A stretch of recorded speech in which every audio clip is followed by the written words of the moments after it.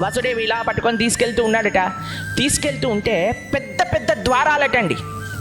ఆ యొక్క జైలుకి ఎలాంటి ద్వారాలు ఉండేవట అంటే ఏనుగొచ్చి తోసినా సరే చాలా కష్టపడితే కానీ ఆ డోర్ ఓపెన్ అయ్యేది కాదట.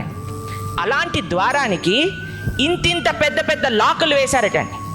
దాంతోపాటు లాకులైనా తీసి వీళ్ళు బయటకు వెళ్ళిపోతారేమో అని పెద్ద పెద్ద ఐరన్ నెయిల్స్ని శాశ్వతంగా లోపలికి కీల్ అంటారు కదా, దాన్ని మొత్తం కూడా లోపలికి దింపేశారట.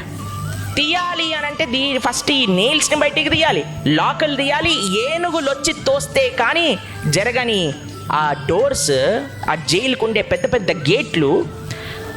వసుదేవుడు కృష్ణుణ్ణి పట్టుకొని నడుస్తూ ఉంటే ఎలా అయితే సూర్యుడు ఉదయిస్తూ ఉంటే చీకటి దూరం అయిపోతుందో అలా వసుదేవుడు కృష్ణుణ్ణి పట్టుకొని నడుస్తూ ఉంటే ఆ పెద్ద పెద్ద గేట్లన్నీ కూడా వాటికవే ఓపెన్ అయిపోతూ ఉన్నాయట. ఆచార్యులు ఏమంటారో తెలుసా? కృష్ణుణ్ణి ఆశ్రయించిన వాడికి ముక్తి ద్వారాలే తెరుచుకున్నప్పుడు ఈ జైల్లో ఉండే ద్వారాలు ఎందుకు తెరుచుకోవు అని అంటారన్నమాట.